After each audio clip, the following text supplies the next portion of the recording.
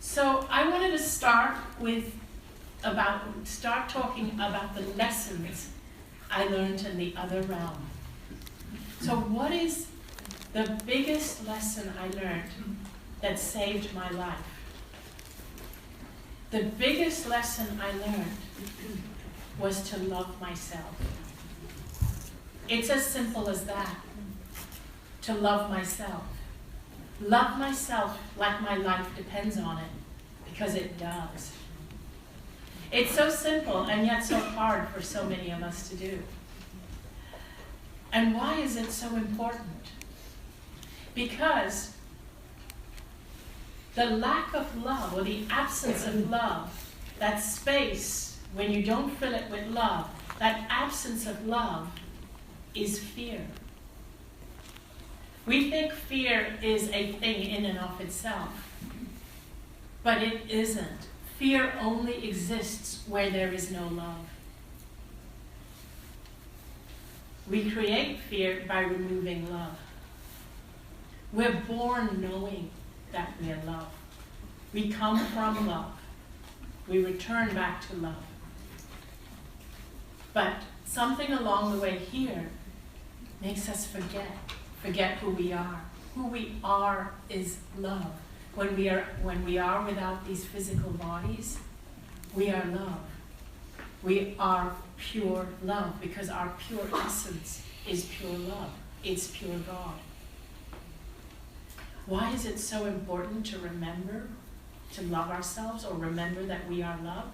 It's important because when you don't love yourself, you don't allow yourself to express who you are. When you don't love yourself, you believe that everybody else is better than you. Everybody else is more important than you. Everybody else's message is better than yours. That was me. That was who I am. I would make myself small so others could be big. I would dim my light so others could shine. That was me. I would say yes when I meant no. It was easier to disappoint myself than it was to disappoint other people. When I was in the other realm, and when I realized that I was pure essence, I was a facet of God, that's when I understood that if I don't love myself, then I don't allow myself to express who I am. What I'm doing is I am not allowing a facet of God to express itself through me. I am denying that facet of God from expressing itself through me here in this life.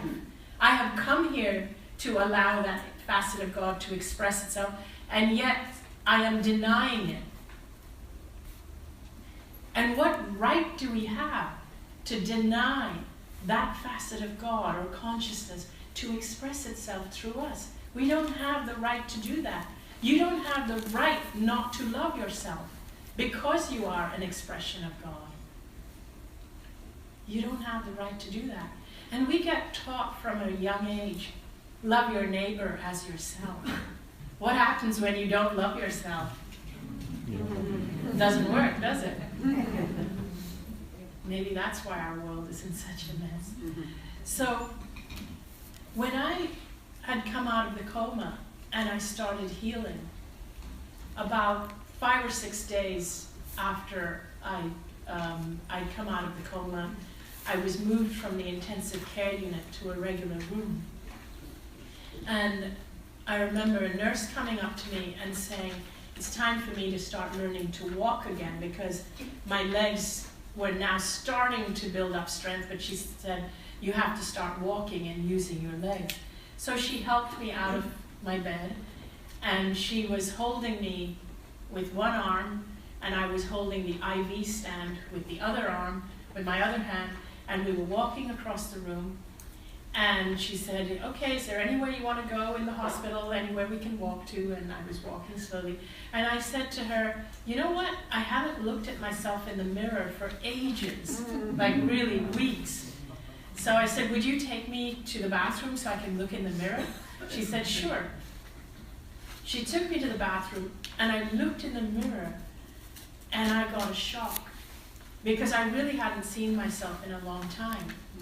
And what I saw in the mirror, the person I saw, was so different from how I remembered I looked, because I was so thin and gaunt that my cheeks were completely sunken into my face. They were like almost hollow. And my eyes looked like they were too big for my head or my face. They looked like they were bulging out. And my hair had come out in big clumps. There was like all these bald patches. And I had these open skin lesions on my neck, and I was like really seeing them properly, although part of them were bandaged up. But I looked at myself, and I started crying, because I felt I had done this to myself. Now, I'm not saying that it's anyone's fault if they have cancer or have had cancer or any illness.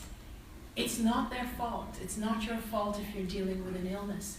But yet what I felt looking at myself in the mirror, because I understood why I had had cancer, I felt that I had spent a lifetime of treating myself like a doormat, of making myself small, of always putting other people's problems before mine and believing that everybody's problems were more important than mine, believing that I was not worthy, believing that I didn't matter, believing that I wasn't good enough, that I had to always try harder, work harder.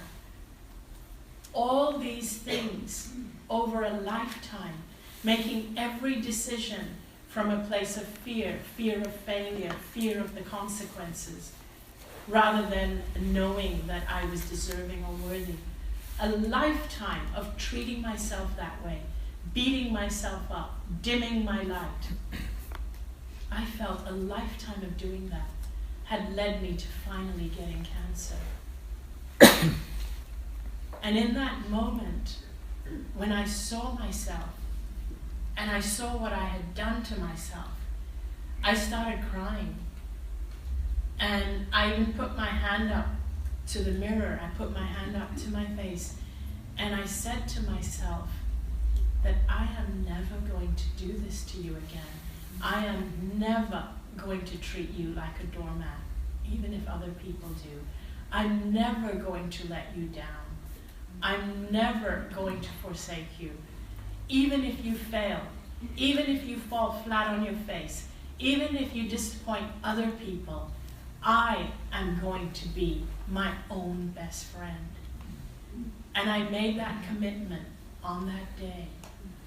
That was 11 years ago. And I've stuck with it. And I invite you to do the same. I invite you to do the same. Make that same commitment to yourself from today, from this moment on. The least you can do is to be your own best friend.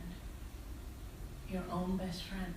Most of us treat our friends better, way better than we treat ourselves. And think about it, the way you've been treating yourself, if you were your best friend, you would have got rid of that friend.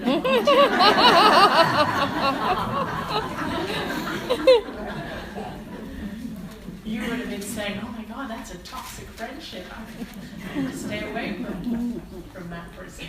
But no, it's time to completely change that and truly treat yourself the way you would treat somebody who you cherish and love. Treat yourself like you would treat your own child or your own pet, with love. So the biggest lesson I learned was the importance of loving myself. So people ask me, but how can I put myself first or love myself or do things if other people around me are suffering? So let me tell you how it works. We're all connected. You feel what I feel what you feel, right? And we know that. I can give you scientific proof of that and say, you know, there's a term for it, it's called entrainment. There are tests that have been done where they put 4 or 6 women in an apartment together and found that after 3, 4, 5 months their menstrual cycles started aligning with each other. And it's because we're all connected. We feel what we feel and we start to entrain ourselves with each other. So here's the thing. If this is the case and we accept that we're all connected, that's why we sometimes have ESP, we can feel the thoughts or know what somebody's going to say. And, if we accept that, then if you are somebody who is always hurting, not tending to yourself, always putting yourself last, if you are somebody who has trouble receiving, so you become extremely needy, and you have this big giant hole where your heart is that constantly needs to be filled by other people because you need validation, because you don't love yourself and you don't think you're worthy or valuable, if you are that person, and then you go to help someone else who is needy, how helpful are you really? Because the people around you, they feel what you feel. So let me ask you this question. Now imagine if you are somebody who knows how to love yourself, who knows how to be joyful, who knows how to be fulfilled and happy and joyful, and you live this amazing life that you love, and you're bubbly, and you just are so happy that you just want to share it with everyone you know. You're not needy at all. In fact, you have so much that you want to share it with everyone. Now, between that person and the needy person who has this big hole that needs to be filled, who would you rather sit next to? Who would you rather have visiting you in the hospital if you're sick and tired and drained? People who are vulnerable, who are sick, especially children, they can sense your energy. So even if you are so selfless, loving yourself is also a form of being selfless to the people around you, because wherever you go, you bring yourself with you. You bring yourself with you. Your presence is what changes your surroundings. So if you bring a fearful, needy self with you out into the world, that is what you're contributing towards. If you bring a fulfilled, joyful self with a light that's shining so bright, that's what you bring out into the world with you. So you're actually doing a service to the world when you love yourself and shine your light bright.